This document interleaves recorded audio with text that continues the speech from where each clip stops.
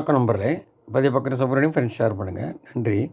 இப்போ இந்த கெஜ்ரிவால் வேலை வந்து வெளியில் வந்து பொய்யும் போட்டு பேசுகிறது இல்லாமல், இப்போ ஸ்டாலின் அவருக்கு அட்வைஸ் ஆலோசனை, பாஜக தர பிரம்மாண்ட கூட்டம் நடத்துங்க, அவர் ராகுலை ஏற்றுக்கிட்டாங்க. ஏன்டா பிரதமர்னு யாருமே சொல்லல. ஸ்டாலின் கெஜ்ரிவால் சொல்கிறார், ராகுலுக்கு பிரதமர் மோடிக்கு இடையே தான் போட்டி. போன தடவை ராகுல ஸ்டாலின் சொன்னப்படி இந்த தடவை சொல்லவே இல்லை யாருமே. எதிர்க்கட்சியில் யார் பிரதமர் வேட்பாளர்? இப்படி கெஜ்ரிவால்கிட்ட சொல்கிறது இல்லாமல், அம்பானி அதானியை பற்றி இப்போ மோடி சொல்கிறாரு, ராகுலையே மௌனம் காக்கிறார் அப்படின்னு, பதற்றம் இருக்கான் அப்படின்னு சொல்கிறாரு. அதாவது பாஜக பதற்றமாம்மா. என்ன, நீங்கள் பெரிய பிரம்மாண்டம் கூட்டம் போடுங்க, வர்றேன். ஏன் வர வேண்டாங்கிறாங்க, இந்துக்கள் ஓட்டே கிடைக்காதுன்னு. பிரம்மாண்டம் கூட்டம் போடுங்க. உத்தவ் தாக்கரே, தேஜஸ் யாதவ், சரத்பவார், மம்தா பானர்ஜி எல்லாம் பெயில் இருக்க கேஸ் மாதிரி தான். பினராயி விஜயன் எல்லோரும் கம்யூனிஸ்ட் சேர்த்து நானும் நீங்களும் பங்கேற்கணும் அப்படி இப்படி ஆலோசனை சொன்னதாக. வெற்றி தொற்றி பற்றி கவலைப்பட வேண்டாம், பாஜக எதிர்க்கும் இந்தியா கூட்டணி தேர்தல் பின்னும் ஒற்றுமையோடு தொடர வேண்டும், இப்படிலாம் நிறையா கம்பி கட்டுறாரு ஸ்டாலின் கெஜ்ரிவால்கிட்ட. 350+ தெரிஞ்சு போச்சு, ஏற்கனவே சொல்லியிருக்கிறோம். கெஜ்ரிவால் வந்தப்பறம் அவரை என்ன சமாதானப்படுத்துகிறார், அவர் வந்து மோடி வந்துட்டாருன்னா கெஜ்ரிவால் சொல்கிறார் ஸ்டாலினை கைது பண்ண போகிறாங்கன்னு. இப்படி சம்பந்தம் இல்லாமல் உளர்றது என்ன, தப்பு இருந்தால் பிடிக்க போகிறாங்க. நீ சீஃப் மினிஸ்டர், இங்கேயும் சீஃப் மினிஸ்டர் தான், இதுக்கு மேலே ஒன்றும் இல்லைல்ல, பிரதமர் தானே மேலே. இன்னும் புதுசாக என்ன சொல்லிகிட்ருக்கீங்க? இது ஒரு பக்கம், இப்படி ஒரு டாக்ஸ். இந்த சவுக்கு சங்கரை கைது பண்ணி கையெல்லாம் உடச்சிருக்காங்க அப்படின்னு அவர் வேறு சொல்கிறாரு. அவர் வந்து திமுக தலைமை அதிர்ச்சி ஆகிட்டுச்சுன்னா பெரிய சீனியர் தலைவர்லாம் ரிப்போர்ட் கொடுத்துருக்காங்க. அவர் யூடியூப்பில் சொன்னது பூரா இந்த திமுகலேருந்தே கொடுத்த சோர்ஸ் தான்ற மாதிரி அவங்களெல்லாம் களை எடுக்க போகிறாங்கன்னு.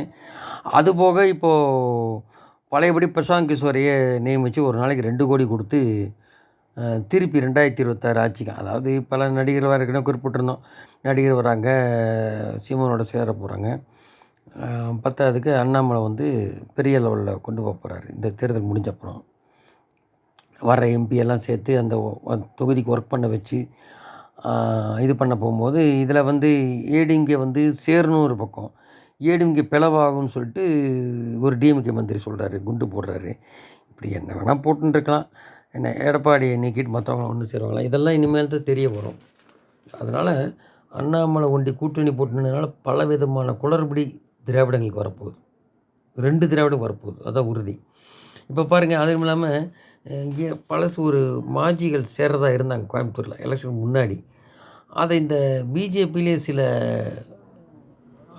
கருப்பாடுகள் வந்து இந்த மாதிரி போட்டு கொடுத்துட்டாங்க ஏடிஎம்கே தலைமைக்கு. அதனால் அது நின்று போச்சு வர்றது.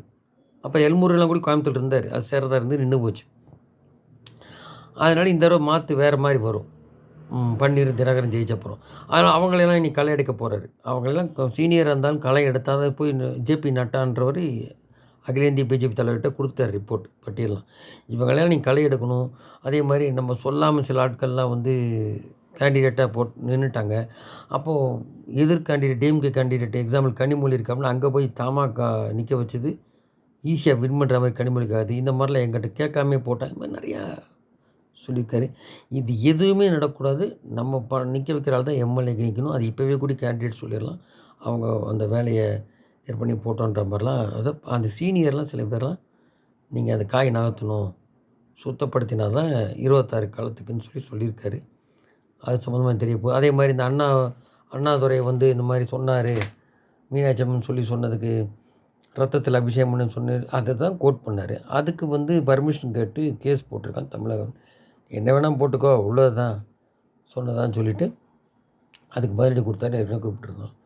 ஸோ இந்த தேர்தல் ஜூன் 4க்கு அப்புறம் பார்த்திங்கன்னா, ரிசல்ட்டுக்கு அப்புறம் இவனுக்கு தெரிஞ்சு போச்சு, நம்மளால் இனி ட்ரக்கு கடத்திட்டோம், எப்படி என்ன நிலைமைக்கு திமுக ஆகும்னு தெரியல. ஆமாம், திமுகன்றது ஒன்றா இருந்தால் தானே பிரசங்க வேலை செய்வார். அந்த திமுகன்றது ஒன்றா இருக்கணும்ல. எல்லாம் ஜெயிலுக்கு போயிட்டு அப்போ யாருக்காக ஒர்க் பண்ண போகிறோம்? அப்படி 2 கோடியை வாங்கின்னு டெய்லி என்னன்னு தெரியாது. அது எல்லாமே இதுக்கப்புறம் தான் தெரிய வரும். அது பிரசாந்த் கிஷோரே ஓடி போயிடுவார். அன்றைக்கி வந்து ஆட்சியெல்லாம் பண்ணி கொடுத்து இந்த ஆட்சி லட்சணம் தெரிஞ்சு போச்சு மக்களுக்கு. நீ பண்ணி என்ன பண்ண போகிறேன்?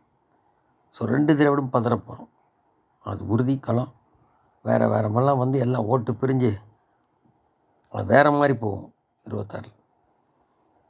அந்த எப்படி டியூன் பண்ணுவாங்க.